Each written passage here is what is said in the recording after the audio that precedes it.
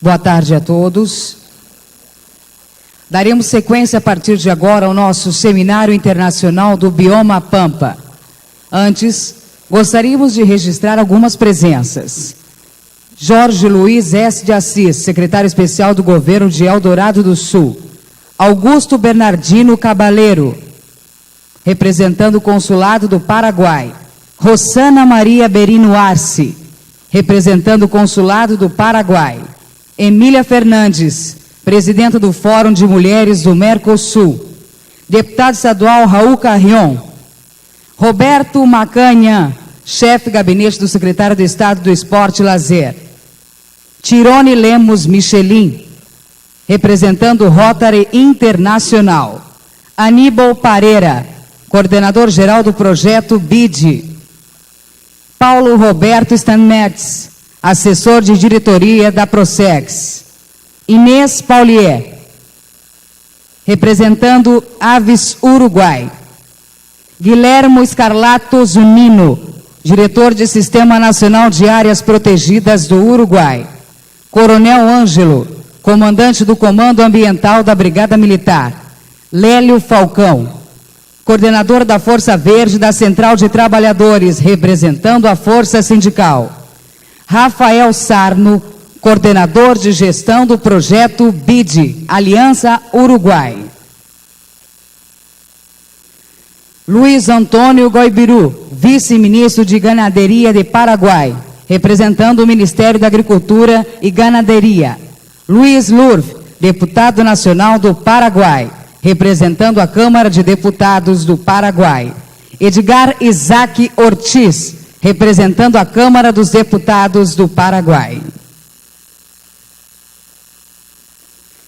Iniciaremos a programação da tarde com o primeiro painel intitulado Valores Biológicos do Bioma Pampa. Para desenvolver a mediação deste painel, chamamos para subir ao palco a coordenadora técnica do projeto RS Biodiversidade da Secretaria Estadual do Meio Ambiente, a bióloga Joana Bassi.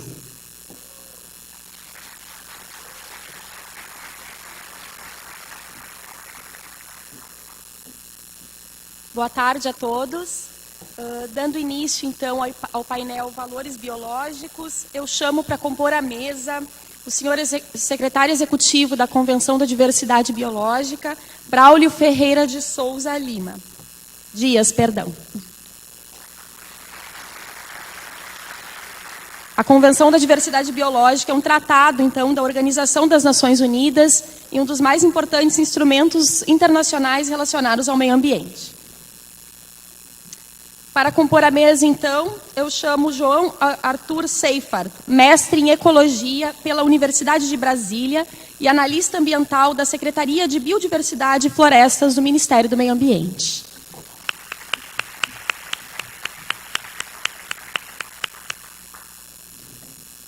Por fim, senhor Eduardo Vélez, doutor em Ecologia pela URGS, com larga experiência em gestão institucional e políticas públicas na área do meio ambiente.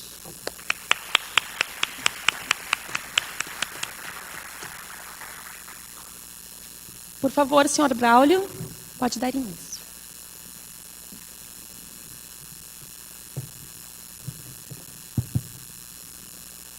Boa tarde a todos, é um prazer estar aqui participando desse seminário sobre o bioma Pampa. Faz 2 anos que eu assumi o cargo de secretário executivo da Convenção sobre Diversidade Biológica, que é uma das 3 convenções do Rio, né, aprovadas na grande conferência da ONU sobre Meio Ambiente e Desenvolvimento em 1992, no Rio de Janeiro. E é um prazer estar participando desse debate aqui para discutir os desafios da conservação e do uso sustentável e da recuperação dos ecossistemas do bioma Pampa.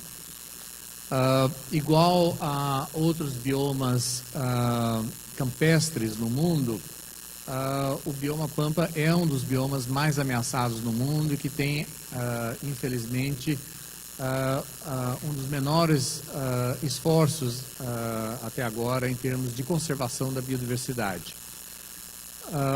E eu acho que uma iniciativa como essa de discutir, não apenas no âmbito do Brasil, mas também com os países vizinhos que compartilham o bioma Pampa, Argentina, Uruguai e Paraguai, acho que é uma boa forma de se promover uma maior atenção para a importância desse bioma.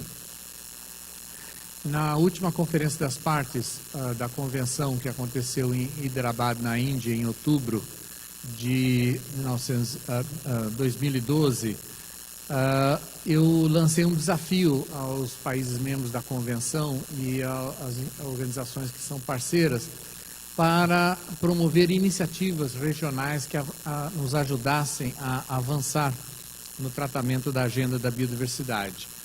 E oxalá as discussões que estamos tendo hoje e amanhã aqui nesse evento poderão resultar em uma ampliação dos esforços para a conservação, recuperação e uso sustentável da biodiversidade no Pampa e que poderá ser reconhecido internacionalmente e também merecer maiores apoios internacionais.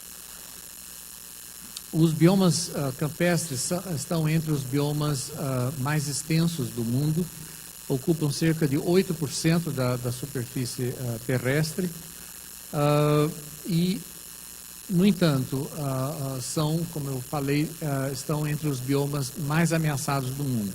Infelizmente, em termos de conservação, as prioridades tradicionalmente têm sido para os ecossistemas e biomas florestais e, nos últimos anos, também ganhou bastante atenção a questão dos desafios da conservação nos ambientes marinhos, né?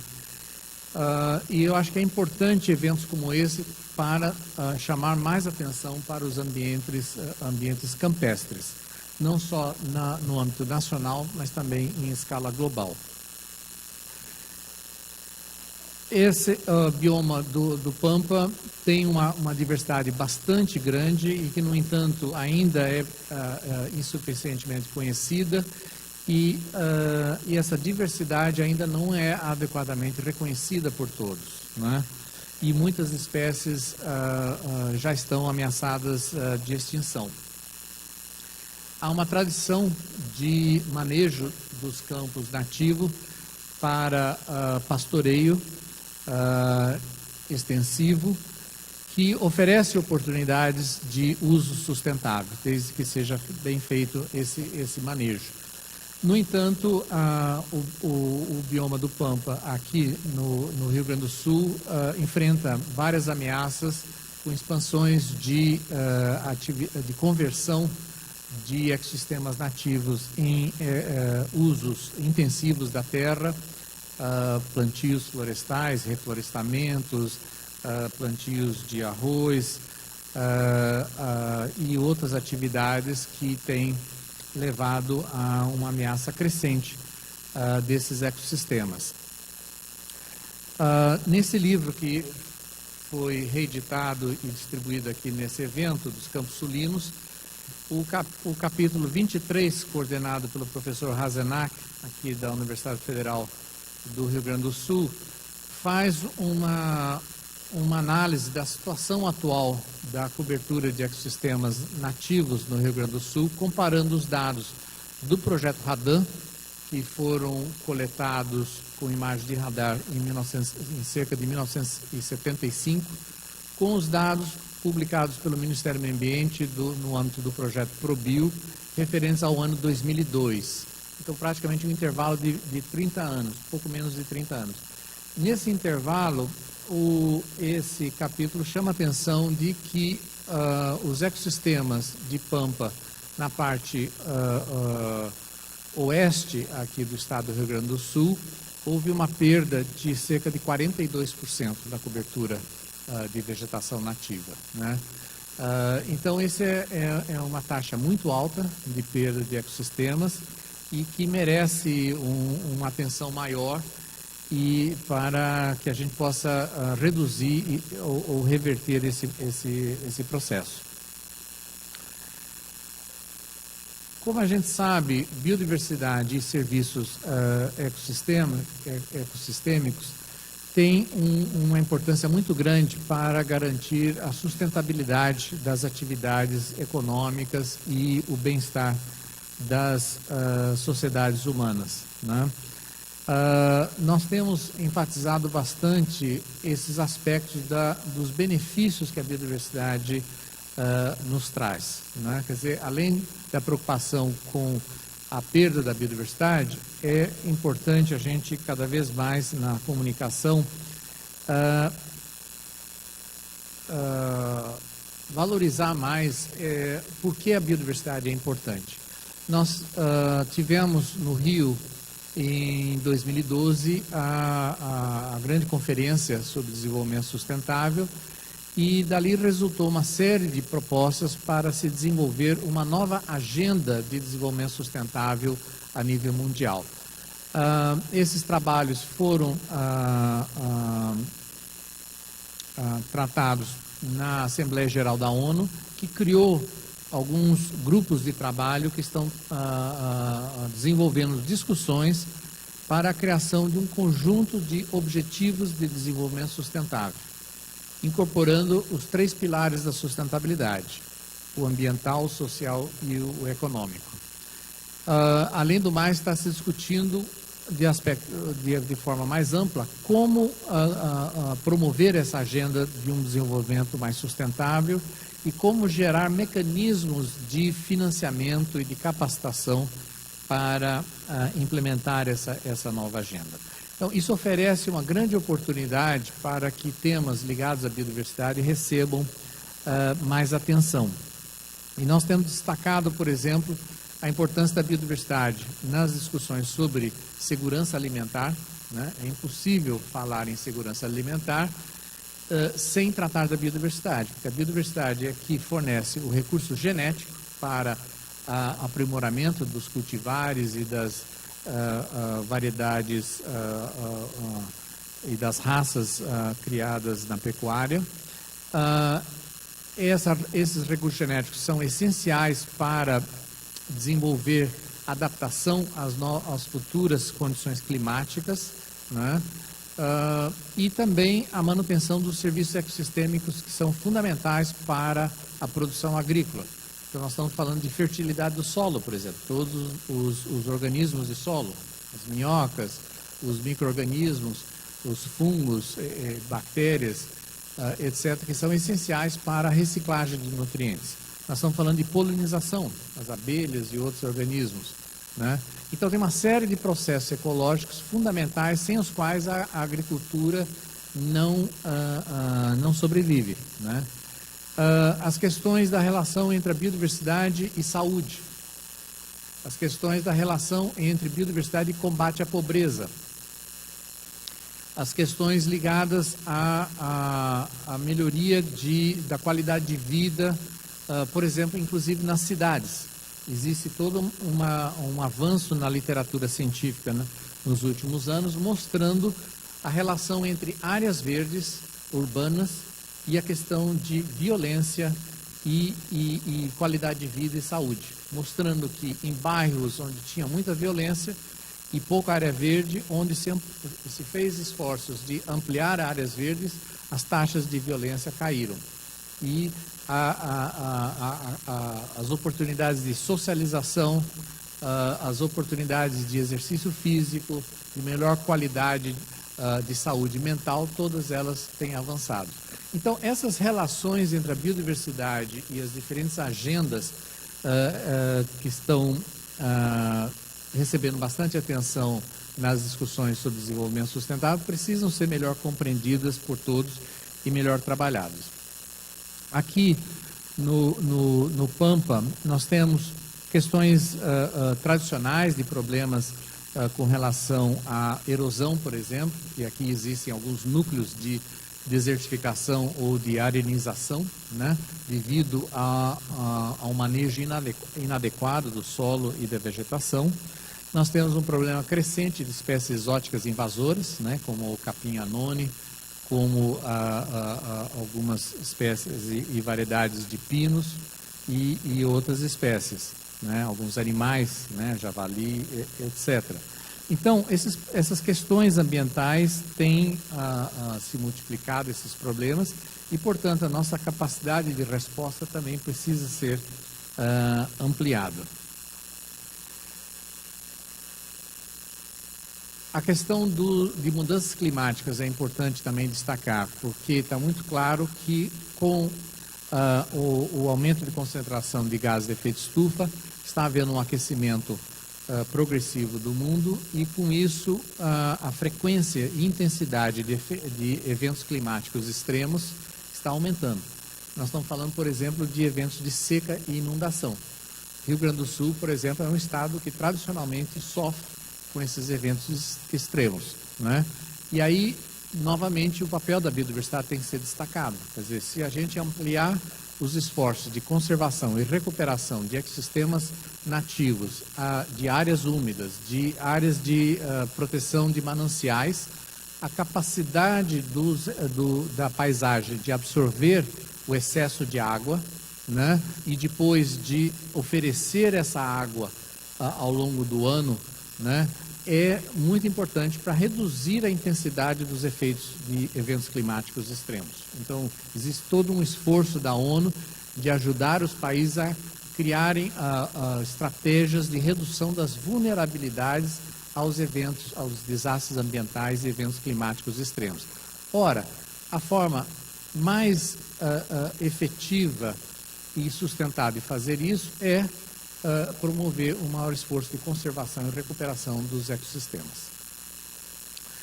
Eu queria falar um pouquinho sobre a Convenção sobre Diversidade Biológica e como é que nós estamos avançando.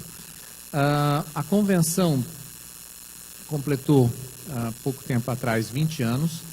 Em 2010, nós aprovamos o novo Plano Estratégico de Biodiversidade para a década de 2011 a 2020, incluindo 20 metas globais de biodiversidade. São chamadas as metas de Aichi. Aichi é o nome da prefeitura onde fica a cidade de Nagoya, que sediou a 10ª Conferência das Partes da Convenção de Biodiversidade, onde foram aprovadas essas novas estratégias e metas.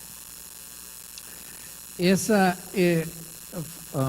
estratégia é que fornece a estrutura atual de planejamento de todos os países com respeito à questão da biodiversidade. E isso não é apenas uma estratégia da Convenção sobre Diversidade Biológica. Todas as outras estratégias que tratam de biodiversidade, como a Convenção de Comércio de Espécies Ameaçadas, né, a CITES, a Convenção de Áreas Úmidas, Ramsar, a Convenção de Espécies Migratórias, a Convenção da Unesco sobre Patrimônio Natural e Cultural Mundial, todas essas convenções adotaram esse plano estratégico de biodiversidade também como a sua referência. E as grandes organizações internacionais da ONU e fora da ONU também. Por exemplo, a IUCN aprovou no ano passado a sua nova estratégia para os próximos anos e ela é totalmente baseada nas metas de Aichi. A BirdLife International, participei também da última conferência deles, toda a estratégia deles está voltada para a implementação das metas de Aichi. Então, esse é um conjunto importante de referência que eu acho que é importante que seja dada atenção aqui também no bioma Pampa. Eu destacaria alguma dessas metas. Por exemplo, a meta 5, os países concordaram que até 2020 vão reduzir pelo menos a metade a taxa de perda de biodiversidade. E, onde for possível, levar essa taxa de perda de biodiversidade e de cobertura de ecossistemas e hábitats a taxas próximas de zero. Então, essa é a meta que foi acordada a nível global. A meta 7, os países concordaram em, até 2020, modificar os sistemas de práticas do setor produtivo, da agricultura, pecuária, aquicultura, e florestas para garantir a sustentabilidade. Eu estou em contato bastante com os colegas da FAO. A FAO está prestes a anunciar uma nova estratégia global de promoção da sustentabilidade na produção agropecuária. Quem está coordenando esse trabalho é um brasileiro, é o Cleiton Campagnola, que foi presidente da Embrapa. e antes disso foi diretor do Centro de Meio Ambiente da Embrapa, em Jaguariúna, São Paulo. E nós esperamos que com essa nova estratégia que a FAO vai lançar, haverá amplas oportunidades de aproximar mais as agendas de trabalho do setor ambiental e agropecuário, né? São dois setores que têm que aprender a trabalhar juntos. Infelizmente, nem sempre isso tem acontecido no passado, mas eu acho que existem amplas oportunidades que a gente tem que saber explorar melhor. Outra área que nós estamos explorando bastante é de convergência entre as 3 convenções do Rio. Então, além da Convenção de Biodiversidade, a Convenção de Combate à Desertificação e a Convenção de Mudanças Climáticas. Então, essas 3 convenções têm uma série de temas de interesse comum. Na última conferência da Convenção de Clima, que aconteceu em novembro em Varsóvia, na Polônia, foram aprovadas as regras de implementação dos mecanismos de REDD+, que são os mecanismos de redução de desmatamento e degradação de ecossistemas, né? Então, isso oferece amplas oportunidades no futuro de pagamento por serviço ambiental e de parcerias entre produtores e governos e sociedade civil em prol da conservação. Nós lançamos na última Conferência das Partes, na Índia, uma chamada para ampliar os esforços de recuperação de ecossistemas degradados em todo o mundo, porque isso atende aos objetivos das 3 convenções do Rio e atende também a outros desafios. Por exemplo, como é que nós vamos ampliar a produção de alimento no mundo e ao mesmo tempo proteger a biodiversidade e ao mesmo tempo garantir a oferta de água, né? Se isso não for bem feito, esses objetivos podem competir uns com os outros. Mas se fizermos um melhor aproveitamento dos ecossistemas degradados, é possível recuperá-los e ajudar com isso a conservar a biodiversidade, os serviços ecossistêmicos e também a ampliar a produção de alimentos. Outra meta importante é a meta 8, que é reduzir os níveis de poluição, incluindo excesso de uso de nutrientes na agricultura, os fertilizantes e pesticidas, para níveis que não prejudiquem a biodiversidade e o funcionamento dos ecossistemas. Outra meta importante que a ministra mencionou de manhã é a meta 11, que é a meta de ampliar os esforços de áreas protegidas. E a meta é pelo menos alcançar 17% de ecossistemas terrestres e de água doce conservados por áreas protegidas e pelo menos 10% de ecossistemas costeiros e marinhos até 2020. Vários países já estão indo além dessas metas. Por exemplo, vários países do Caribe anunciaram no ano passado uma meta de 20% dos ecossistemas costeiros e marinhos protegidos até 2020. É importante chamar a atenção que a meta 11 não é restrita a áreas protegidas. Se vocês lerem o texto, lá também dá guarida para outros esforços de conservação que vão além dos sistemas de áreas protegidas. Então, aí nós podemos tratar, por exemplo, de territórios indígenas, quilombolas e áreas privadas. Então, há um espaço importante aí que pode ser melhor trabalhado para que a gente possa promover uma melhor conservação. A meta 14 é de garantir a manutenção dos serviços ecossistêmicos, em particular aqueles relacionados ao fornecimento de água e aqueles essenciais para a saúde humana. E a meta 15 é uma meta importante que os países se comprometeram a recuperar pelo menos 15% dos ecossistemas degradados do mundo até 2020, né?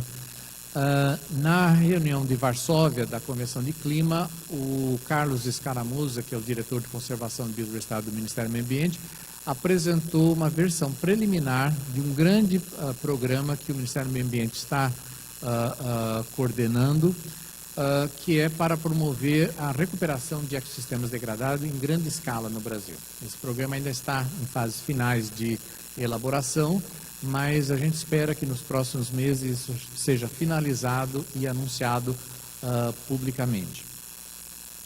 Então, eu acho que existem muitas oportunidades aí que a gente pode aproveitar no âmbito do que foi acordado globalmente no âmbito do Plano Estratégico de Biodiversidade para essa década e das metas de Aichi. Eu queria chamar a atenção de que o governo brasileiro aprovou já as novas metas nacionais para a biodiversidade. Isso foi objeto de uma discussão no âmbito da CONABIO, que é a Comissão Nacional de Biodiversidade. Então, o Brasil oficialmente já tem novas metas nacionais de biodiversidade correspondentes às metas de Aichi. Algumas dessas metas são mais ambiciosas do que as metas globais, outras são menos ambiciosas e outras são no mesmo nível de ambição. E seria importante agora que cada estado aqui no Brasil e cada bioma possa refletir sobre isso e estabelecer metas e programas focados para cada um desses biomas, para que a gente possa avançar na implementação. O Fundo Mundial para o Meio Ambiente está financiando cerca de 140 países que estão justamente agora fazendo uma revisão das suas estratégias nacionais de biodiversidade e definindo novas metas nacionais, novos mecanismos de promoção da implementação dessas estratégias, dessas metas. Então, alguns países já concluíram, estão apresentando, outros estão em fase bastante adiantada na elaboração dessas estratégias. Estive no mês passado em Montevidéu, no Uruguai, acompanhando os trabalhos que estão sendo realizados no Uruguai. Estive em janeiro, anteriormente, em Lima, no Peru, também acompanhando os trabalhos lá no Peru. Enfim, os países aqui da América do Sul estão todos bastante empenhados em atualizar as suas estratégias e mecanismos de ação para implementar os seus compromissos. Uma das questões mais desafiadoras é a questão de mobilização de recursos financeiros. Não se faz nada sem recursos. Esse é um desafio igual para todos os países. O GEF, que é o Fundo Mundial para o Meio Ambiente, que é o mecanismo financeiro da convenção, vai anunciar agora e vai aprovar formalmente em maio próximo os recursos para os próximos 4 anos.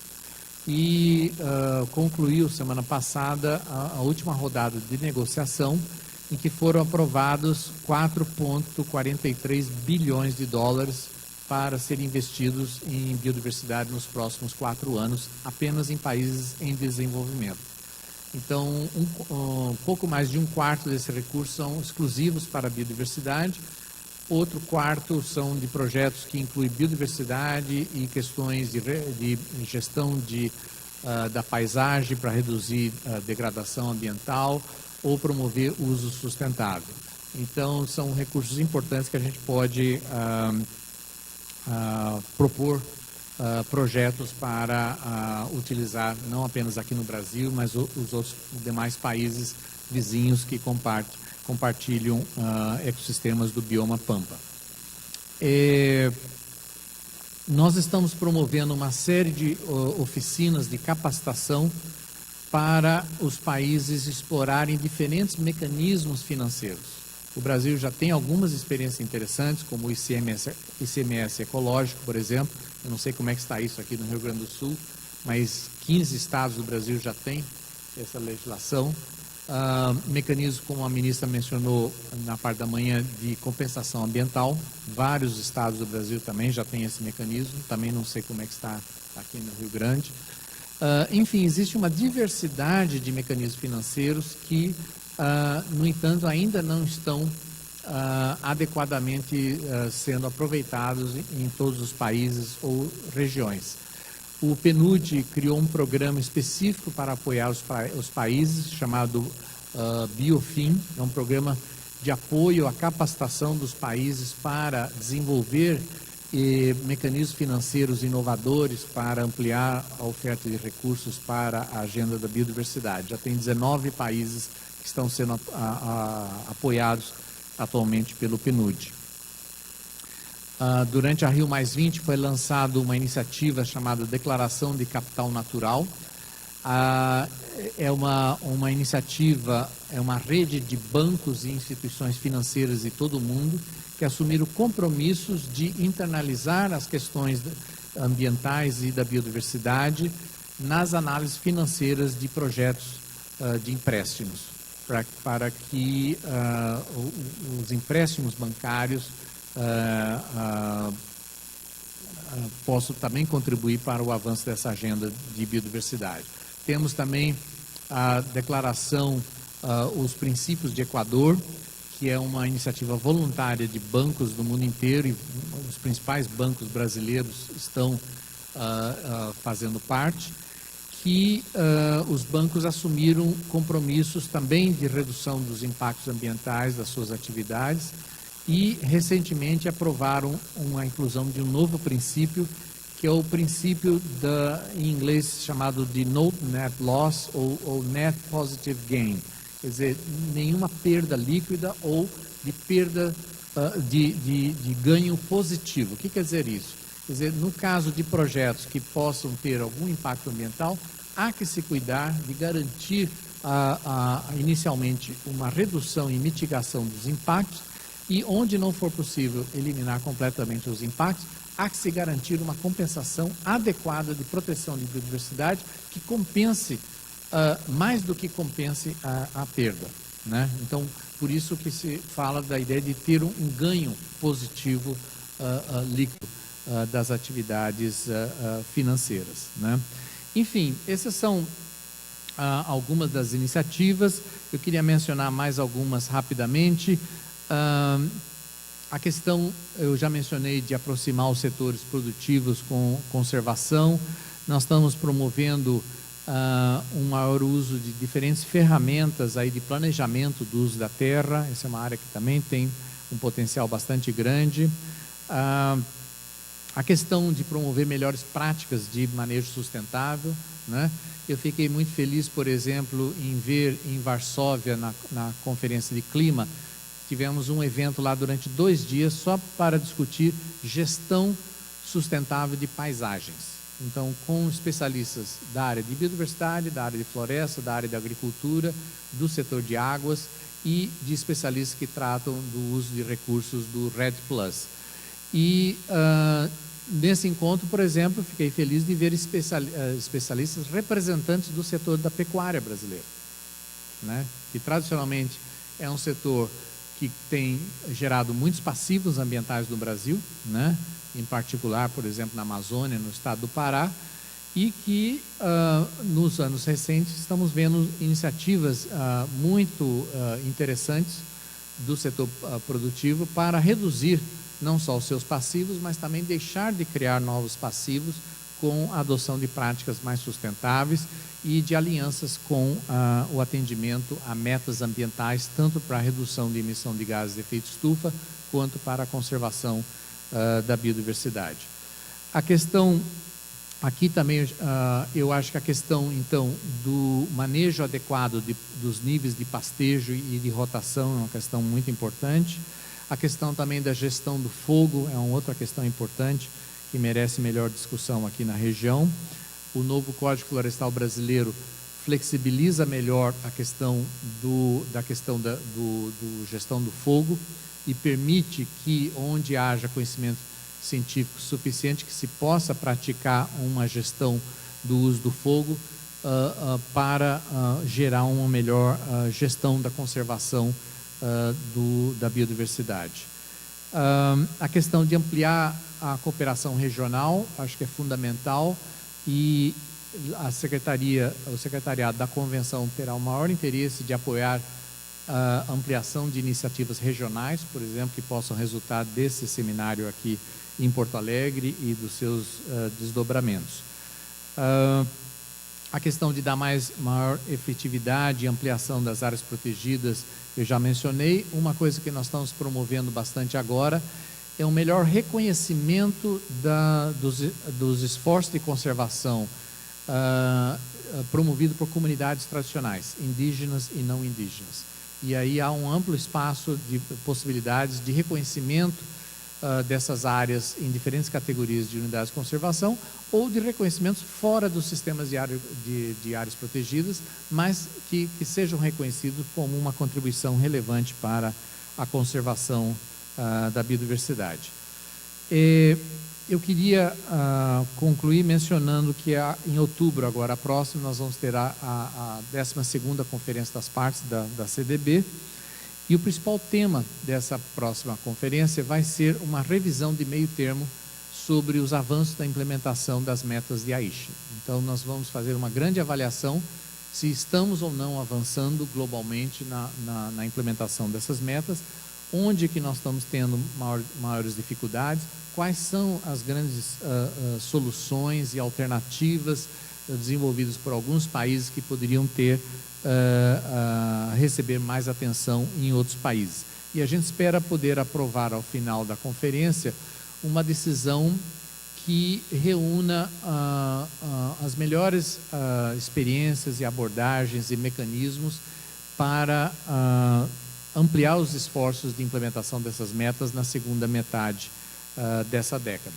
Então, o que eu queria deixar de mensagem para vocês, e eu vou estar aberto à discussão depois da fala dos dois outros panelistas, é da gente realmente estreitar as várias cooperações entre diferentes setores dentro daqui do Rio Grande e entre os países, Brasil, Uruguai, Argentina e Paraguai, e contem com o meu apoio lá no Secretariado da Convenção para a gente destacar mais e valorizar mais os esforços de conservação aqui no Bioma Pampa.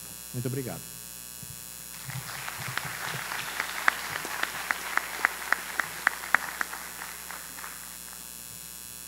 Obrigada, senhor Braulio Dias, secretário executivo da CDB. Com a palavra, então, o senhor João Arthur Seifert, analista ambiental da Secretaria de Biodiversidade e Florestas do Ministério do Meio Ambiente. Por favor. Boa tarde. Eu queria agradecer o convite e parabenizar a organização. Eu acho que é muito difícil você reunir no mesmo evento uma ministra de Estado, o secretário da Convenção, várias autoridades de outros países. Eu queria começar explicando um pouco o meu papel. A Secretaria de Biodiversidade e Florestas, onde eu trabalho, tem equipes que trabalham com políticas para a gestão dos biomas. E eu faço parte de uma equipe que é uma equipe interlocutora para o bioma Pampa. Então, esse está sendo o meu papel desde o ano passado. Eu acho que a gente está num momento de integração e aproximação, integração de agendas de países, aproximação das esferas federais, estaduais, municipais. Isso é importante destacar. Quando eu comecei a trabalhar com o bioma, eu fui verificar quais eram as iniciativas do governo federal para o bioma, e eu acabei encontrando uma série de iniciativas, era mais do que eu imaginava, mas eu vi que as iniciativas estavam um pouco desconectadas, nesse sentido que a gente está trabalhando um processo de cooperação com os atores locais. A gente tem uma proposta de acordo de cooperação com o Estado que reflete um pouco essa integração de agendas, para trabalhar com alguns dos desafios e dos problemas do bioma. Um deles é a baixa abrangência de unidade de conservação do bioma. Então, agora a gente está com essa boa notícia de que foi aprovado um GEF terrestre, que é focado em Pampa, Pantanal e Caatinga. É focado, vamos dizer, em biomas esquecidos. Eu acho que eu estou nessa posição também porque eu tenho experiências em biomas esquecidos. Uma das coisas que a gente tem que fazer é tornar esses biomas esquecidos mais conhecidos. Quando se fala do artigo da Constituição, que considera patrimônio nacional a Serra do Mar, mas não considera o Pampa patrimônio nacional, eu acho que a gente precisa mudar isso. Existe talvez seja a primeira coisa que a gente precisa mudar. Existe um projeto de lei complementar para mudar isso, uma PEC, uma proposta de emenda à Constituição, que já está na reta de chegada para ser votada no plenário da Câmara. Mas é para Caatinga e para Cerrado. Eu acho que a gente podia pegar carona e colocar o Pampa também. Existe um projeto de lei do senador Paim nesse sentido. Isso torna o bioma mais conhecido, mais valorizado. Eu acho que ele tem que ser mais valorizado. Os biomas esquecidos, um dos problemas deles é que eles são valorizados na região onde eles estão. Isso é um problema da Caatinga, do Pantanal, mas o Brasil não conhece bem as potencialidades desses biomas. Então, isso é uma das coisas que a gente tem que pegar carona num processo de reconhecimento do Pampa como patrimônio nacional para mostrar o bioma melhor para o país. Mas nessas agendas que a gente tem trabalhado, uma delas é o aumento eu estava falando do aumento das áreas protegidas do bioma, das unidades de conservação. Então a gente tem esse projeto GEF, né? Os recursos que têm saído para o Pampa estão muito longe do ideal, mas são muito maiores do que a gente tinha antes. É um projeto GEF com recursos consideráveis, e a gente tem que saber usar esses recursos, isso é importante também, né? E ele tem 5 componentes, 2 componentes são para o bioma Pampa, tem um componente de coordenação, tem um componente de recuperação de áreas degradadas e tem um componente de unidade de conservação, de criação e gestão de unidade de conservação. Então vamos aproximar nossas agendas federais, estaduais, municipais, para realmente contemplar o bioma com unidades boas, bem discutidas, bem criadas, que sejam do interesse dessas 3 esferas. Uma outra agenda que a gente tem trabalhado também, nesse acordo de cooperação com o Estado, que está sendo estudado pelo Estado, é a promoção da pecuária sustentável. A gente descobriu que o Estado tem um projeto em andamento para promover pecuária sustentável, para um público e para algumas regiões. E aí nós descobrimos que nós também temos um projeto que está para ser assinado com o Senar, que está para sair, está com um contrato já impresso, sendo encaminhado para o Senar, que é para promover a pecuária sustentável. Só que é outro público, são mais para médios agricultores, em outras regiões. O que a gente quer fazer? Quer se articular com o Estado para que a gente aprenda com a experiência do Estado, que a gente não repita, não faça, que a gente evite redundância na aplicação dos recursos, né? Quanto melhor a gente aplicar esses recursos, maior a chance de a gente ampliar esses recursos.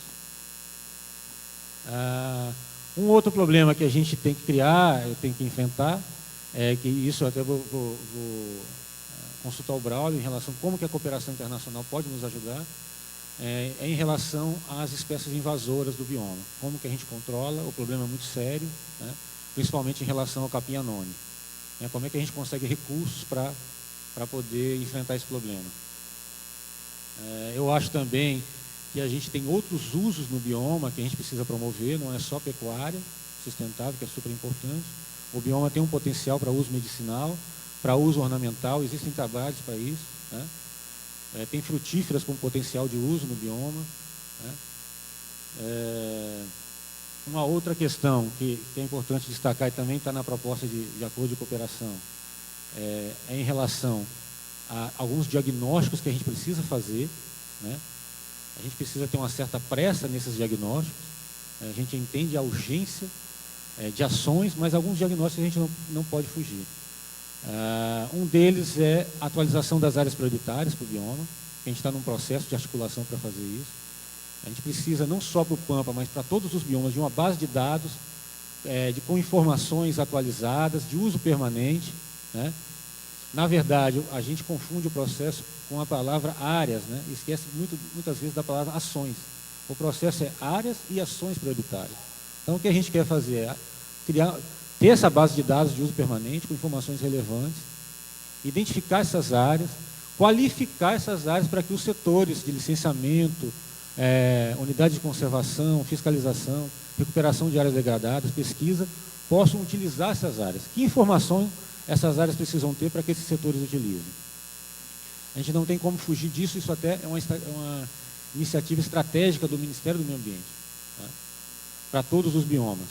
Um outro diagnóstico que a gente precisa fazer, isso a gente ainda não tem recursos para isso, a gente está discutindo com os atores locais, é melhorar o monitoramento da supressão do bioma, a caracterização da vegetação nativa do bioma. O Ministério, junto com o IBAMA, está num processo de atualização desses dados. A gente não tem dados atualizados, a não ser para a Amazônia, né? Mas existe a intenção do IBAMA, do Ministério, de atualizar esses dados. E a gente precisa também do apoio dos estados, dos municípios, dos atores locais, para melhorar esse monitoramento da supressão, no caso do Pampa, e desmatamento, no caso de outros biomas. O monitoramento, no caso, a caracterização dos remanescentes. Hoje em dia a gente sabe o que existe de cerrado e o que não existe de cerrado, mas a gente não sabe, dentro do que existe de cerrado, ou dentro do que existe de Pampa, quais são as fisionomias que estão lá. Qual é o estado de conservação desses remanescentes? Isso é uma coisa muito difícil de fazer. A gente tem mais experiência com ecossistemas florestais do que com ecossistemas, vamos dizer, abertos, né? Caatinga, Pampa. Né? Isso é uma coisa que nós precisamos fazer. Até para identificar melhor onde é que nós vamos criar unidade de conservação, onde é que nós vamos promover o uso sustentável. Né? A gente está meio que trocando o pneu com o carro andando. A gente está fazendo esses diagnósticos, querendo desenvolver esses diagnósticos, mas também com algumas ações práticas. Uma dessas ações que a gente precisa fazer, e está no GEF terrestre, é a recuperação de áreas degradadas. Então, nós estamos discutindo com o IBAMA e vamos discutir com outros parceiros.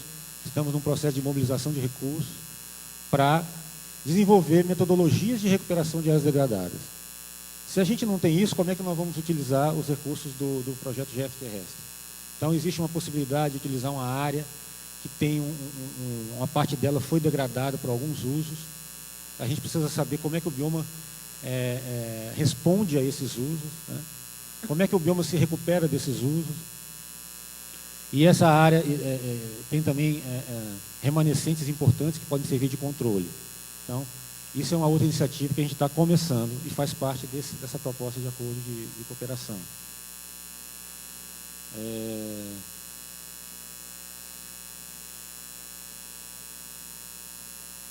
Deixa eu ver. Eu acho que seriam esses os pontos, né, os desafios que a gente tem enfrentado. Né? A gente precisa aproximar ainda as agendas.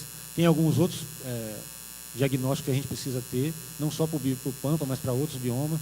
Como é que o Pampa, como é que os outros biomas reagem às mudanças climáticas. Isso a gente precisa ter bem claro. A gente está num processo no Ministério do Meio Ambiente de construção do capítulo Biodiversidade e Mudanças Climáticas do Plano Nacional de Adaptação, para ver isso. Qual é o impacto das mudanças climáticas nos biomas brasileiros? Né? E qual é a estrutura de políticas que o país tem para enfrentar esses impactos? Né? E quais são as estratégias, as ferramentas que a gente tem para enfrentar os processos de mudanças climáticas? Né? E como é que a biodiversidade pode ajudar no enfrentamento das mudanças climáticas também? Tá? São perguntas que a gente tem que responder. A gente tem um prazo até o começo do ano que vem para estar com esse capítulo pronto. Tá? Isso é uma questão que envolve também o bioma Pampa, é um desafio muito grande. Tá? Eu acho que seria isso. São essas as questões que eu teria para colocar.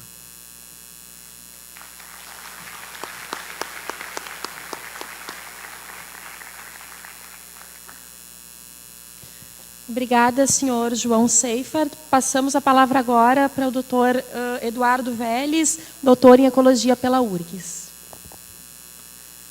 Boa tarde a todos e a todas. Inicialmente, queria agradecer pelo convite, pela oportunidade de expor aqui algumas ideias sobre o Pampa. Queria inicialmente saudar os meus companheiros de mesa e queria fazer uma menção especial aqui ao Dr. Braulio Dias, funcionário de carreira do MMA, com quem eu trabalhei alguns anos no Ministério do Meio Ambiente e que foi alçado à condição de secretário executivo da Convenção sobre Diversidade Biológica. A CDB, como é conhecida, é uma das convenções globais vinculadas à Organização das Nações Unidas e acho que esse é o coroamento de uma trajetória, né? Quem conhece a história do Braulio Dias sabe que tem uma dedicação integral aí à luta pela conservação da biodiversidade. E a sua presença na CDB é um motivo de orgulho para todos nós. Bom, eu ia falar inicialmente sobre os valores biológicos, que é o tema da sessão, mas vocês todos receberam o livro, né, Os Campos Sulinos, e tem pelo menos 6 capítulos aqui sobre fauna, flora, enfim, a importância da biodiversidade. Então, eu acho que estamos aqui para debater e talvez seja melhor trazer algumas reflexões em cima do que foi colocado pelo painelista sobre qual seria, o que a gente tem que fazer para conservar o Pampa, qual é a nossa agenda política, o que amanhã, quando a gente acordar, é a primeira ação ou onde nós temos que colocar mais energia. Então eu preparei algumas reflexões aqui que talvez ajudem no debate e no engajamento das pessoas que estão aqui nesse seminário com relação a esta causa. A perda da biodiversidade e as mudanças climáticas são hoje as grandes crises ambientais da humanidade.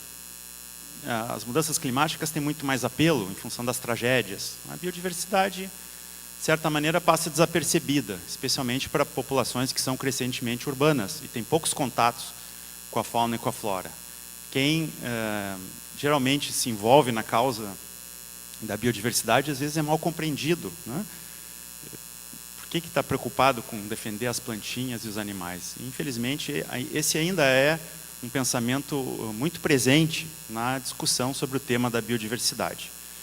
E temos dificuldade em mostrar que esse conjunto de plantas e animais, em interação, produzem serviços ambientais. E serviços ambientais, quando a gente fala, as pessoas não dão valor para isso, não percebem isso, né?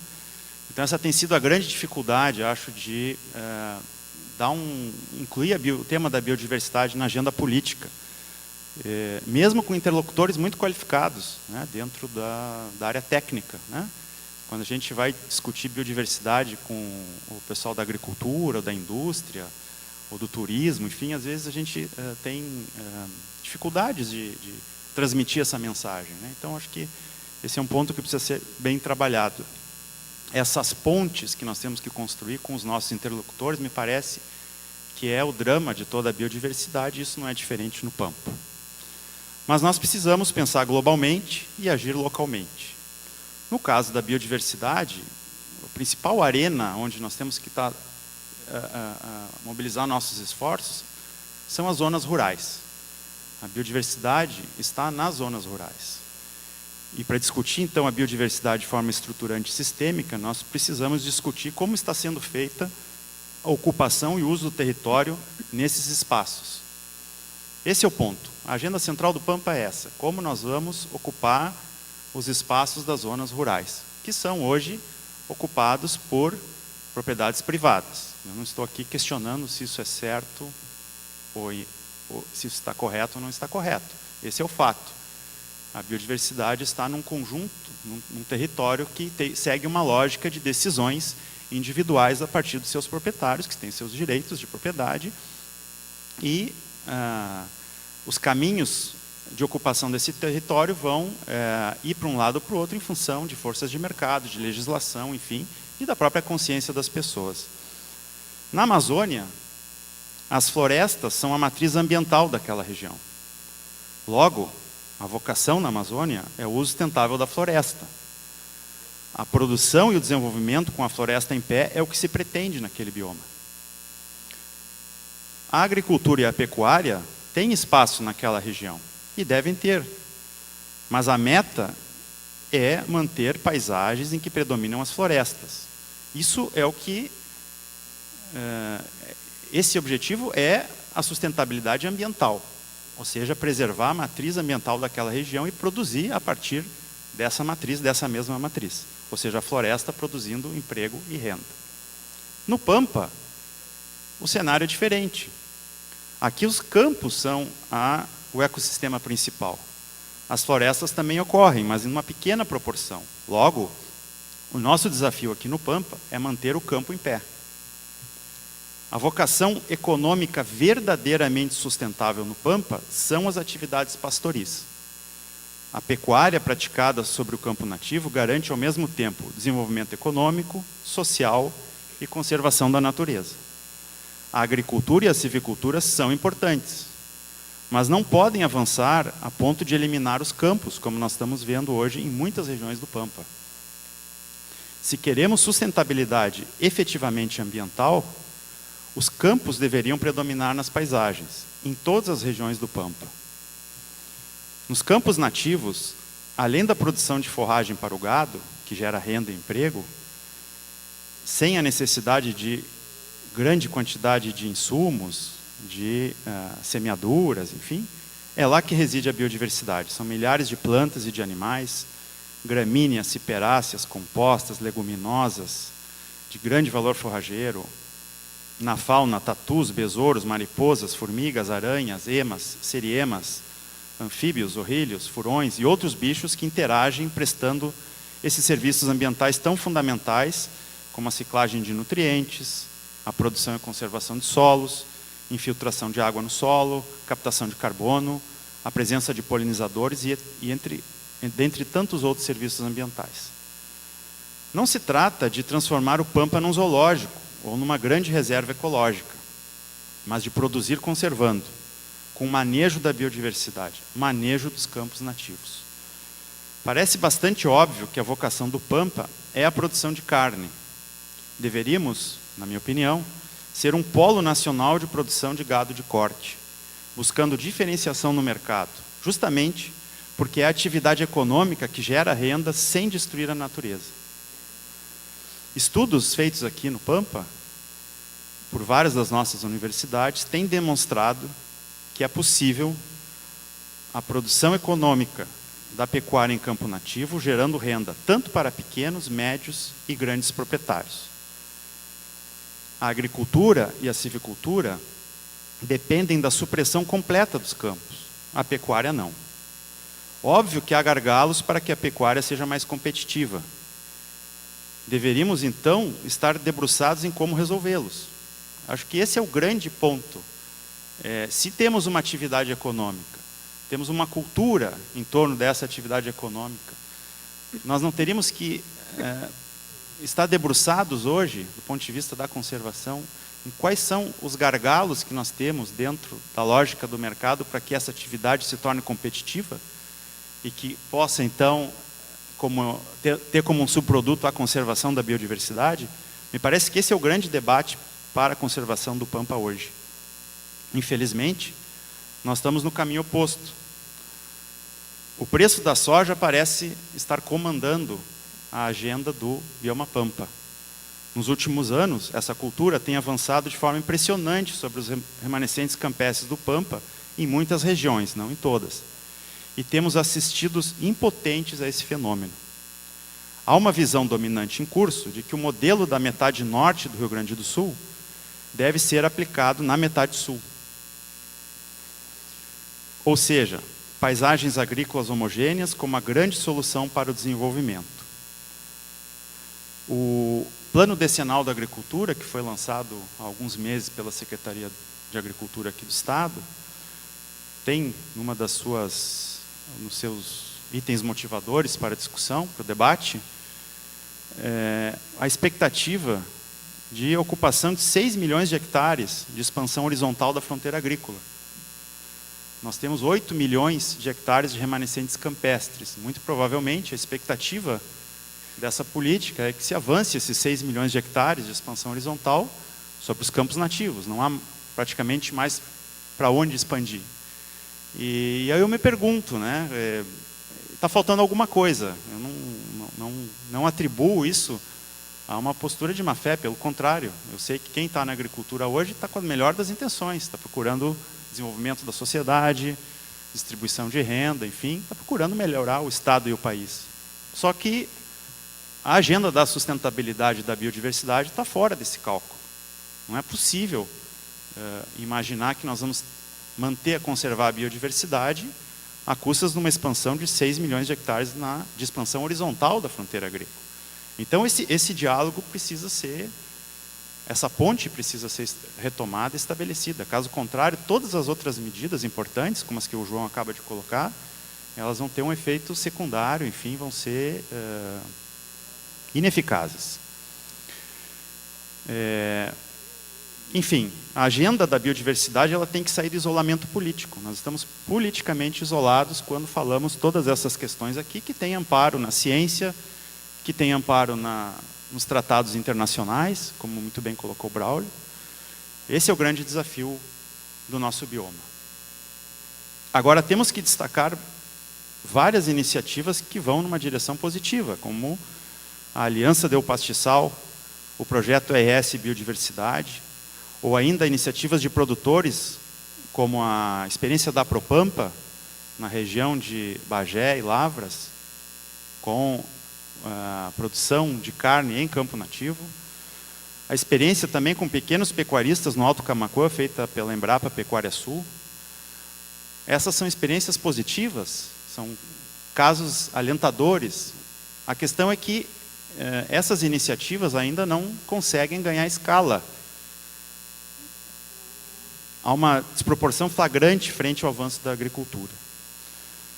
E para isso nós precisamos de políticas públicas e privadas com foco na sustentabilidade ambiental. O grande desafio é esse: como fazer que esse discurso seja incorporado pelos órgãos públicos e pelas entidades do agronegócio. Ou seja, que a biodiversidade seja efetivamente incorporada na origem das políticas de desenvolvimento. O Pampa, que hoje agoniza em muitas regiões, clama por limites para a agricultura e por incentivos para a pecuária em campo nativo. Por que até hoje o MAPA e a SEAPA não buscam ativamente construir uma política para o Pampa baseada na biodiversidade?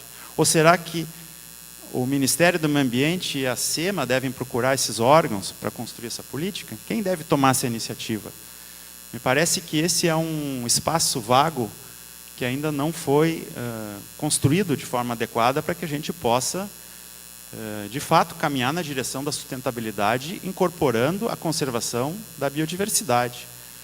Nós não podemos restringir a discussão da conservação da biodiversidade às APPs, às reservas legais e algumas unidades de conservação que talvez a gente consiga implementar a muito custo.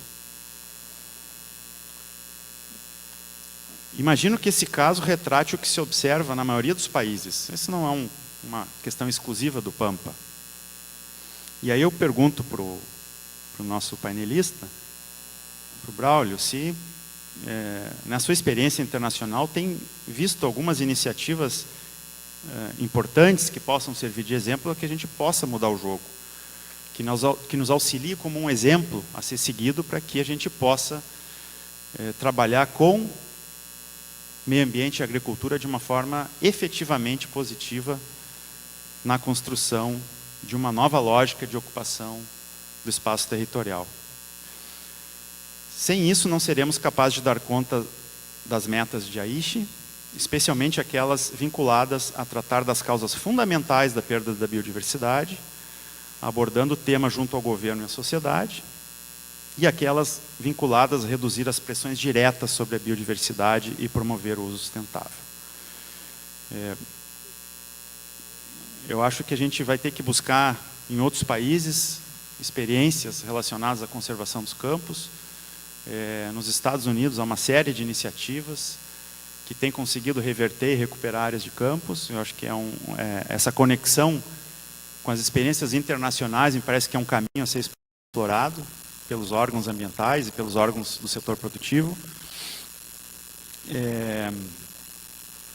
E também essa oportunidade de conexão com os nossos parceiros regionais, né, com a Argentina, com o Uruguai, com o Paraguai, que de certa forma já está plasmada nesse seminário, e isso nos alenta muito, porque nós não estamos partindo do zero, ou seja, já há uma base aqui, já há um conhecimento, nós precisamos agora dar impulso, escala, para que a gente possa, talvez daqui a 10 anos, comemorar uma trajetória de supressão dos campos nativos estabilizada. Quando a gente se mobiliza, a gente consegue. Na Amazônia, há alguns anos atrás, houve todo um esforço, uma série de agentes, e se conseguiu deter o aumento das taxas de desmatamento. E isso é orgulho, motivo de orgulho, ou seja, o Brasil consegue. Será que para o Pampa nós vamos conseguir isso? Deixo lançada essa provocação. Por fim, acho que, como recomendação para a discussão, eu acho que nós temos que, sabemos todas das dificuldades da governança ambiental, as dificuldades dos órgãos ambientais, em, de fato, implantar e levar adiante políticas, né, que dialoguem, que fujam somente do comando e controle, mas que dialoguem com a gestão do território. E eu creio que o que nós estamos precisando para o Pampa hoje é estabelecer uma forma de gestão. Acho que o Braulio, na sua fala, comentou isso, me pareceu muito oportuno, gestão por paisagens. Nós precisamos dissecar o Pampa nas suas diferentes, compreendê-lo na sua diversidade. O Pampa não é uma única unidade, nós temos diferentes contextos, as espécies não ocorrem em todos os lugares, nós temos espécies que ocorrem em determinadas regiões, outras que ocorrem em outras regiões, e a partir desse reconhecimento estabelecer uma gestão por paisagem, que possa ser alicerçada em pelo menos 3 componentes. o de criação de unidades de conservação. Nós precisamos ter os reservatórios genéticos sob controle social e precisamos, de fato, avançar. O Pampa tem hoje só 13,2%. Nós, para chegarmos à meta de 10% do Pampa, precisaremos agregar hoje mais de 1 milhão de hectares em unidades de conservação. Então, nós estamos com um déficit muito grande, né? De fato, o Braulio havia comentado, perguntado se os mecanismos de compensação ambiental estavam sendo uma ferramenta devidamente aproveitada aqui no Estado.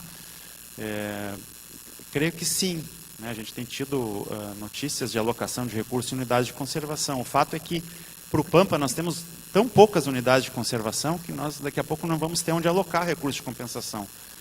Então, esse é um dos elementos que deve ser atendido. O outro é a legislação ambiental. Hoje, com o novo Código Florestal, há a previsão de necessidade de autorização para a supressão da vegetação. E os campos nativos estão sendo suprimidos sem qualquer tipo de solicitação de autorização que eu tenha conhecimento. Então, não se trata aqui de criar empecilhos para os proprietários, mas de cumprir a lei. Em algumas regiões, os campos estão sendo liquidados, né? Quem viaja aí pelo Rio Grande sabe que tem regiões que a gente anda quilômetros e quilômetros e não tem mais um metro quadrado de campo nativo. E por fim, e esse é o ponto central da minha fala, são os incentivos para atividades econômicas. E acho que aí é aí que está o grande ponto. Então eu concluo essas minhas reflexões, né, e deixo essa pergunta para o Braulio. O que está faltando para que a gente possa sentar e, de fato, construir com o setor da agricultura, do agronegócio, da agricultura familiar, enfim, com todo o espectro, né, de quem ocupa o espaço geográfico com culturas de diferentes tipos, para que, de fato, a pecuária possa, sobre campo nativo, se tornar aqui, para a nossa região, já que é sua vocação, uma atividade hegemônica. Não a única, mas uma das atividades hegemônicas com retornos econômicos e sociais e ambientais. Obrigado.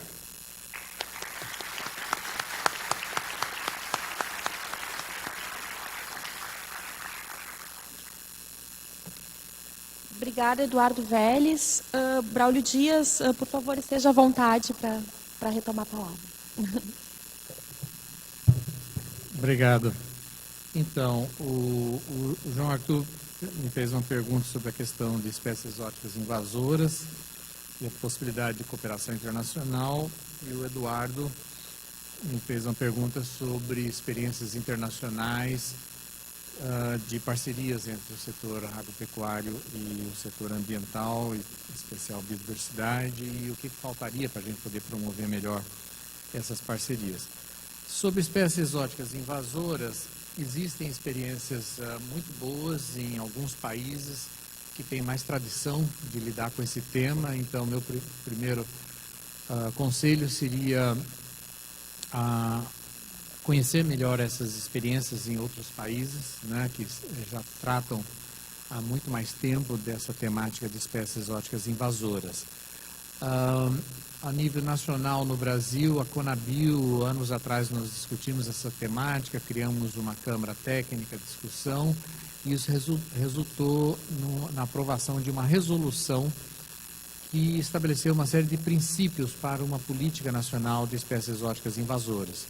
Isso está aprovado, mas falta adotar passos para promover a sua implementação. Então, o que nos falta ainda são os mecanismos de implementação dessa política. Obviamente que em espécies invasoras você pode prevenir, você pode erradicar e controlar. Erradicação em áreas continentais é quase impossível. Uma vez uma espécie esteja estabelecida e reproduzindo, é quase impossível erradicar a espécie, a não ser que você consiga intervir no momento bem inicial do estabelecimento dessa espécie. Mas uma vez que ela se espalha, se você consegue erradicar numa localidade, rapidamente aquela espécie recoloniza vindo de áreas vizinhas. As experiências de sucesso internacional de erradicação são todas em ilhas, né? Então, num ambiente como o do Pampa, isso é praticamente impossível. Controle é possível, mas é muito caro. Então, a melhor alternativa é prevenção, né? Para isso, nós precisamos ter melhores mecanismos de disseminação de informação, conhecer melhor quais são os mecanismos de dispersão dessas espécies. A Convenção dá um tratamento privilegiado ao que a gente chama de pathways. Pathways são os sistemas de dispersão. Então, nós estamos falando de sistema de navegação, transporte aéreo, ferroviário, rodoviário, turismo, comércio, o intercâmbio, por exemplo, entre os setores de horticultura. Então, esses setores e mecanismos precisam ter um mecanismo melhor de controle e de prevenção, né, para evitar que mais espécies se propaguem para outros continentes. Existem estudos mostrando que áreas com maior biodiversidade tendem a ser mais resistentes à colonização por invasoras. E quando você tem mais degradação do ambiente, você favorece a introdução de invasores. Então, essas questões estão relacionadas. O Fundo Mundial para o Meio Ambiente, o GEF, financia projetos de biodiversidade. Acaba de ser concluída a última reunião de negociação com os países doadores, agora em Genebra, na semana passada, que aprovou 4,43 bilhões de dólares para a próxima fase, como eu mencionei, e tem uma previsão específica de alocação de recursos para tratar da questão de espécies exóticas invasoras. Tem pelo menos 50 milhões de dólares já especificamente rubricados para ser utilizado para esse tema. Existe uma série de iniciativas internacionais de apoio, de cooperação. A questão de edição de listas de espécies exóticas é importante, né? Aqui no Brasil, o Ministério do Meio Ambiente promoveu, quando eu ainda trabalhava lá, toda uma série de estudos de levantamento de quais seriam essas espécies exóticas invasoras já estabelecidas em território nacional. Isso resultou numa primeira publicação feita alguns anos atrás sobre espécies exóticas invasoras da zona costeira e marinha do Brasil. Isso foi coordenado pelo Instituto Oceanográfico da USP, está muito bem feito esse trabalho. Temos um estudo que está em vias de publicação pelo Ministério do Meio Ambiente para ecossistemas de água doce, que está muito impactado de espécies exóticas. Existem iniciativas no Congresso Nacional de promover oficialmente a naturalização da carpa e da tilápia no Brasil, para que a legislação ambiental não se aplique mais a essas espécies. Então, é preciso atentar para essa questão, né? E a promoção da aquicultura oferece um risco potencial de expansão de espécies exóticas invasoras de água doce, mas a biodiversidade brasileira de espécies aquáticas oferece oportunidades de uso de espécies nativas sem precisar recorrer a espécies exóticas. A prevenção depende de boa informação, sistemas rápidos de detecção rápida e de intervenção rápida. Isso ainda não temos no Brasil, um sistema de alerta temprano, né, que promova a ação rápida. Por exemplo, anos atrás, alguns fazendeiros importaram ilegalmente algodão do Peru, caroços de algodão, e usaram isso para fazer plantios na região de Campinas, em São Paulo. E, inadvertidamente, introduziram uma praga, que é o bicudo. Então, o bicudo foi introduzido intencionalmente no Brasil, e de forma ilegal. E não se conseguiu erradicar, e isso acabou com a viabilidade econômica de plantio de algodão em muitas regiões do Brasil, né? Os impactos econômicos foram imensos. E os impactos sociais, perda de emprego e além de impactos ambientais. Então, esforços maiores na prevenção seria a melhor solução. A questão que o Eduardo coloca, como aproximar mais os dois setores. Eu acho que a primeira é a disposição de dialogar. nem sempre se vê essa disposição de dialogar nos dois setores. Tanto na área ambiental quanto no setor agropecuário, há pessoas que não têm não preenchem essa pré-condição. Segunda pré-condição é a disposição de discutir temas de interesse comum. Quer dizer, não podemos, na área ambiental, achar que nós vamos conseguir dialogar com o setor produtivo para que eles ajudem a alcançar as metas ambientais, sem que isso, de alguma forma, não possa ajudar eles a alcançarem as suas metas na área de produção. Então, é preciso pensar em alternativas ganha-ganha. Quer dizer, como é possível promover parcerias em que se possa promover, por um lado, a conservação, a recuperação e uso sustentável da biodiversidade e, por outro lado, oferecer, sim, oportunidades de ganho de produção, de eficiência, de geração de emprego no setor produtivo. Então, acho que essas são as duas principais pré-condições necessárias para esse diálogo.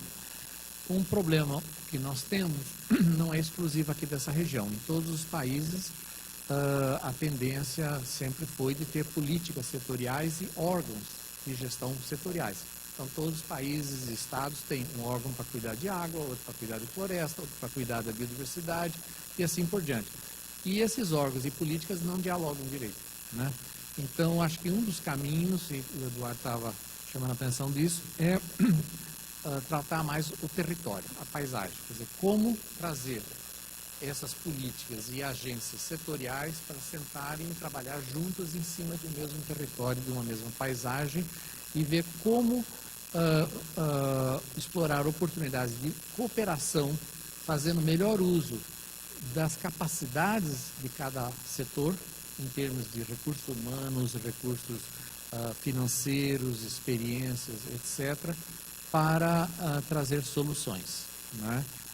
De tal forma a alcançar objetivos de interesse nas várias áreas. Então, como melhorar a biodiversidade, mas também como melhorar a oferta de água, como recuperar os solos e melhorar a fertilidade dos solos e a produtividade, como garantir a conservação de recursos genéticos para a agricultura.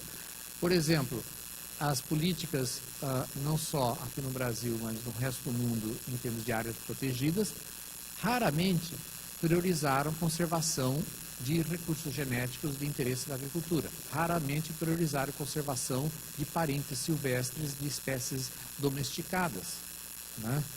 Então, começa por aí. Quer dizer, acho que nós temos que reconhecer as nossas falhas e falta de visão, né, para trabalhar essas questões.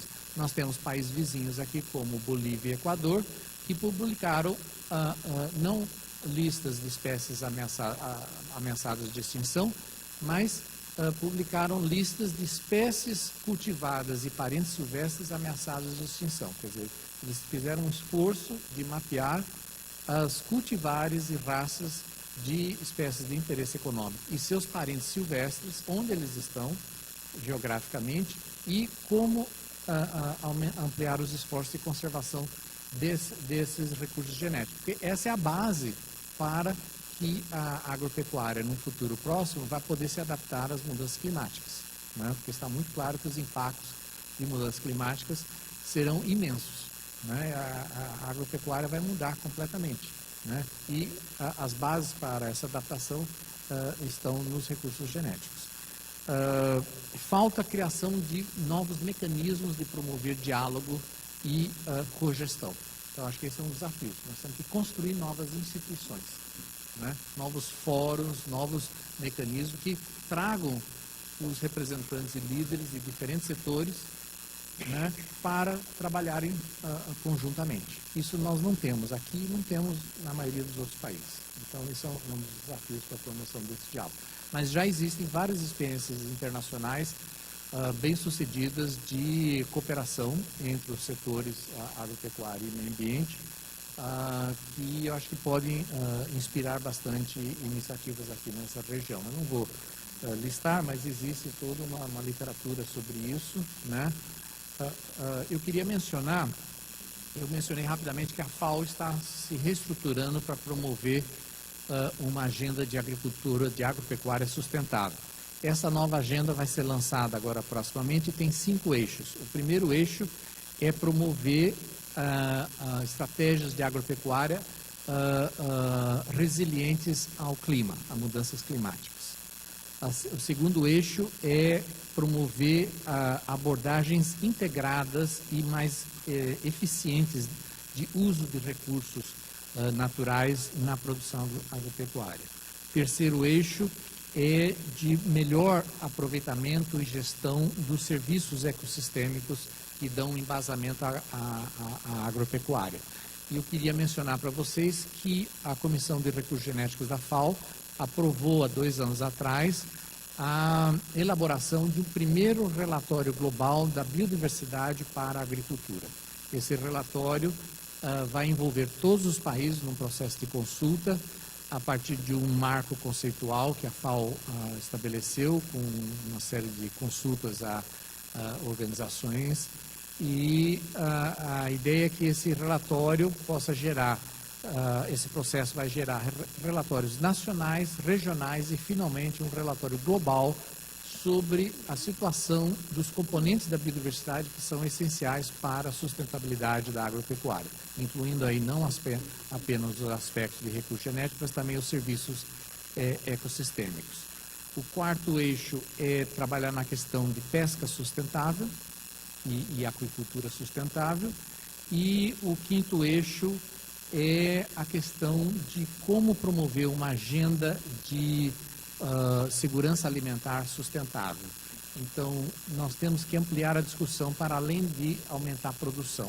Nós temos que discutir sustentabilidade, diversidade de sistemas de produção, o papel do pequeno agricultor, a questão da diversidade de cultivares e de raças animais e a questão de maior resiliência aos fatores climáticos e a questão de nutrição. Então, essa discussão sobre segurança alimentar tem que ser mais ampliada e não ficar só com foco, como está até agora, em grandes casos, na maioria dos casos, na discussão sobre aumento da produção. Obrigado.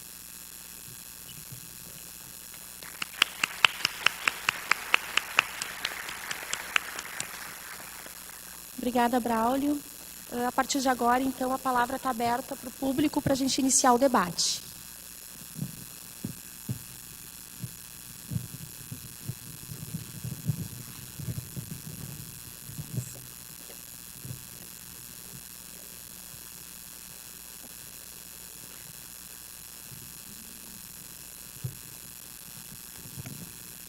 Boa tarde aos palestrantes. Eu agradeço aí as informações colocadas. Meu nome é Eduardo Dias, eu sou do Departamento de Zootecnia, pesquisador da URGS. Fico feliz que eu tenho, a minha identificação vai além da temática, eu tenho o primeiro nome de um palestrante e o último nome de outro palestrante. É interessante. Eu acho que talvez o ponto de partida, né, desse seminário, como o senhor João Saifart colocou, seria a regulamentação do Pampa como um bioma nacional. Eu acho que esse é o grande ponto de partida. Eu acho que a oficialização do Pampa como bioma seria importante. Dentro dos temas que foram colocados, né, que foram enfatizados, eu percebo, por exemplo, de espécies exóticas, eu percebo claramente nessa foto aí atrás de vocês que eu acho que aquilo ali é azevém, né, não é uma planta nativa. E a Embrapa Pecuária Sul está desenvolvendo vários projetos, um páspalo que a gente tem aqui no nosso bioma Pampa, está desenvolvendo programas de melhoramento de páspalo para a alimentação animal. E como o Eduardo colocou, acho que a pecuária realmente seria uma grande saída para a conservação e preservação do bioma Pampa. Também tem a questão dos recursos genéticos, da biodiversidade. Nós temos aqui, surpreendentemente ainda no bioma Pampa, nós temos cervo do Pantanal, nós temos lobo-guará ainda, uma população minúscula, mas remanescente. Eu acho que o Brasil já tem condições de criar um Centro Nacional de Conservação de Fauna, usando tecnologias de reprodução assistida, conservação de gametas, de embriões, como efeito para a pecuária, para preservar o patrimônio genético. Acho que isso é importante, isso poderia ser um ponto de partida também. Nós temos uma outra questão interessante de áreas degradadas e a tentativa de conseguir trazer de volta essas áreas degradadas. Nós temos aqui no Rio Grande do Sul o capim-limão nativo, não indiano, que pode ser usado inclusive para a indústria farmacêutica e cosmética. E o capim-limão, ele é uma planta que desenvolve bem áreas degradadas, recupera áreas degradadas. Inclusive, Saint-Hilaire, quando esteve aqui fazendo as suas viagens, ele comeu carne bovina com gosto de capim-limão, com gosto de limão. E isso poderia servir, inclusive, para agregar valor ao produto, à carne, para ser vendido para a Europa, por exemplo, como uma questão de conservação de áreas. E também essa questão em geral aí de plantas invasoras. Mas a minha colocação, enfim, fazendo um apanhado geral, eu acho que nós deveríamos concentrar esforços para a regulamentação do Pampa como bioma, e teria que sair desse evento aqui essa intenção. Obrigado.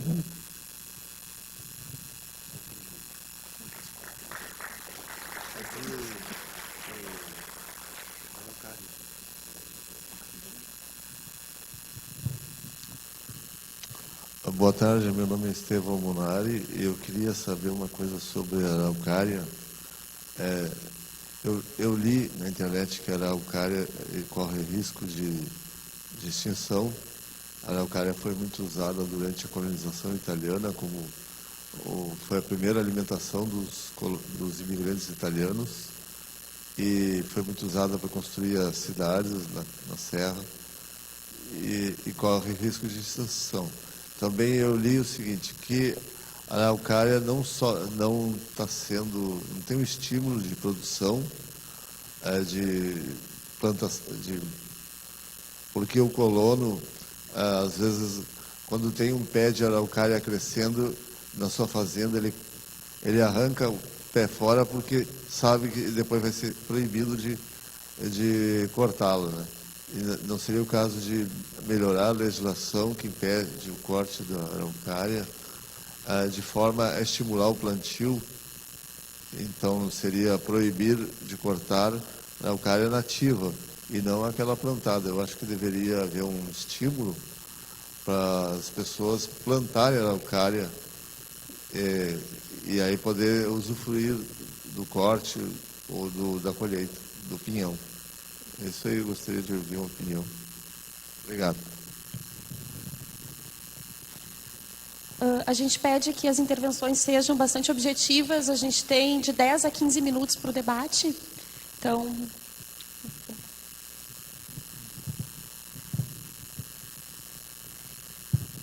Boa tarde, meu nome é Nestor Heinan. Eu trabalho há mais de 20 anos no desenvolvimento de uma tecnologia, marco legal meio, para justamente consertar, transformar o que foi dito nessas 3 palestras, muito especialmente nas últimas 2.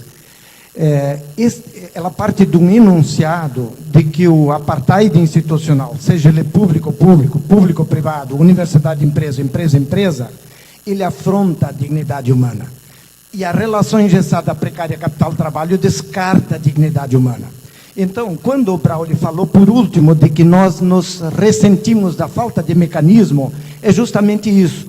Eu desenvolvi uma tecnologia que conserta, que transforma esse apartheid institucional público-público, público-privado, universidade-empresa e empresa-empresa, na cocriação e na cogestão de ecossistêmicos, orgânicos, territórios, municípios, matriciais e células. Nós podemos replicar o organismo humano das bilhões de células no território município de Bagé. E aí nós vamos conseguir harmonizar o econômico socioambiental que hoje é refém desse apartheid institucional. Como me pediram para ser objetivos, era isso que eu tinha para dizer. Muito em breve os senhores vão conhecer aqui no Brasil, com gestão digital, web, a possibilidade dos municípios, através da holocracia por deliberação coletiva direta, que é um princípio constitucional, criando os ecossistêmicos, orgânicos, territórios, municípios matriciais. O setor público, naturalmente, precisa de uma legislação na Câmara de Vereadores, no respectivo Estado e no Congresso Nacional, para autorizar que os entes públicos e seus respectivos servidores também possam criar células e, assim, cumprir a sua corresponsabilidade socioambiental no seu domicílio. Muito obrigado.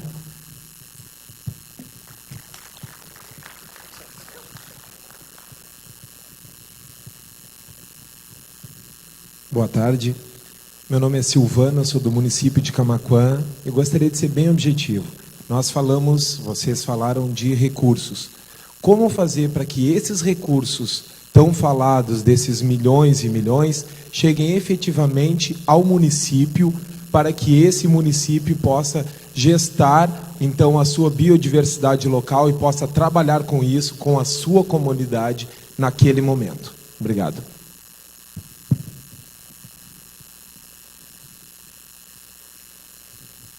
Boa tarde. Eu sou Cátia Vasconcelos Monteiro, do Instituto Augusto Carneiro. Eu acompanhei, junto ao Ministério do Meio Ambiente, durante muitos anos, o Núcleo de Apoio à Mata Atlântica e Pampa, né? Um grupo de pessoas que estavam envolvidas com a questão da Mata Atlântica conseguiram que o Pampa fosse agregado a esse núcleo, né? E, sem saber a razão, esse núcleo foi desfeito, né? Era um núcleo pequeno, com poucos funcionários, que possibilitou o conhecimento e o reconhecimento do Pampa, não só no Rio Grande do Sul, como no Brasil, né? O NAPMA fomentou diversos trabalhos, alguns realizados pelo Eduardo Vélez, e eu vejo que, desde que esse núcleo foi desfeito, o Pampa ficou esquecido, né? E eu acho que seria interessante retomar esse núcleo, talvez de uma forma diferente, e gostaria de saber de vocês se há uma previsão disso, de colocar um grupo de pessoas a trabalhar com o Pampa, como nós temos um grupo de pessoas trabalhando a questão da Amazônia, né, de criar esse grupo para que mais pessoas possam ter conhecimento do assunto e que não fique tudo centrado em uma só pessoa.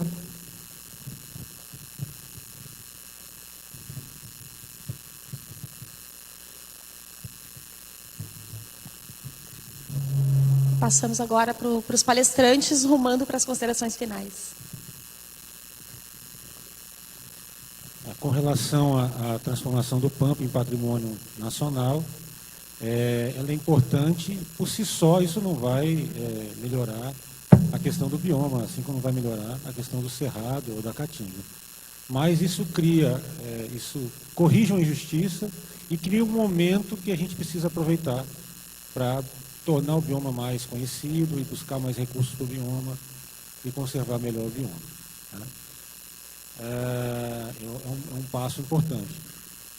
Com relação aos recursos para os municípios, hoje a gente vai ter uma mesa aqui nesse evento para discutir isso, né? Às 7h, um encontro de gestores municipais. A gente está trazendo um gerente do Ministério do Meio Ambiente que trabalha no departamento, que trabalha a articulação com os estados e municípios, e ele vai falar disso, né? A gente tem alguns fundos no Ministério que os municípios podem acessar, né? Alguns são de demanda espontânea, como o Fundo Nacional do Meio Ambiente, outros são demandas induzidas, né? No caso, por exemplo, do Fundo Clima, né? E, então, existem alguns mecanismos de cooperação que a gente pode aproveitar para isso e alguns fundos na área ambiental que trabalham isso. Então, acho que esse momento de hoje à noite vai ser importante para elucidar melhor isso aí, né? Com relação aos núcleos, eles nunca existiram formalmente na estrutura do Ministério, né? A gente continua, basicamente, com as equipes que trabalham com os biomas, elas não diminuíram de tamanho, né?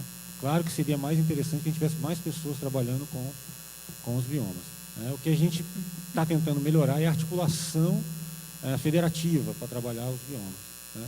A partir dos processos também de identificação de áreas e ações prioritárias para a conservação, né? No caso, por exemplo, citando um exemplo, agora no começo do próximo mês a gente vai fazer uma reunião para discutir a atualização das áreas prioritárias da Caatinga com todos os estados da Caatinga, né? assim como a gente está desenvolvendo uma série de agendas com o Pampa aqui com o Estado. Né? É basicamente isso que a gente tem pensado em fazer.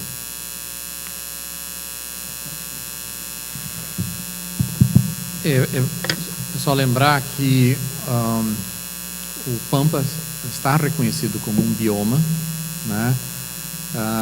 O órgão do governo federal que tem a incumbência de oficializar diferentes tipos de recortes territoriais no Brasil é o IBGE. O Ministério do Meio Ambiente, anos atrás, solicitou ao IBGE uma formalização da definição da espacialização de biomas no Brasil. E o IBGE, a partir de um processo de consulta a especialistas, publicou, acho que em 2004, por aí, um mapa oficial dos biomas brasileiros. Se vocês procurarem, o Pampa está lá, né? Então, o Pampa existe como um bioma oficial e pode ser referido em instrumentos de políticas públicas, incentivos, etc. Quer dizer, você já tem um referencial oficial do governo federal para a espacialização dos biomas brasileiros. O que não tem é o que o João Arthur falou, que é a questão de reconhecer o Pampa, bem como o Cerrado e Caatinga, como patrimônio nacional, né? Porque a Amazônia, Pantanal e Mata Atlântica são reconhecidos na Constituição, no capítulo do meio ambiente, como patrimônio nacional. E esses outros biomas não foram reconhecidos como tal. Então, esse que é o esforço, que já tem projetos de emenda constitucional para vir a reconhecer isso, né? Eu vou comentar sobre a questão da araucária. A araucária está na lista de espécies ameaçadas de extinção no Brasil, porque, seguindo a metodologia da IUCN, que é a metodologia adotada no mundo inteiro de avaliação de risco de extinção, um dos critérios é redução significativa da área de distribuição da espécie, da área de ocorrência da espécie. A área original de ocorrência de araucária foi muito reduzida no Brasil, né? Por exemplo, no estado do Paraná, que o Ministério do Meio Ambiente, anos atrás, financiou um estudo específico de mapeamento desses remanescentes, o resultado é que é menos de 1% da área original de araucária que ainda permanece.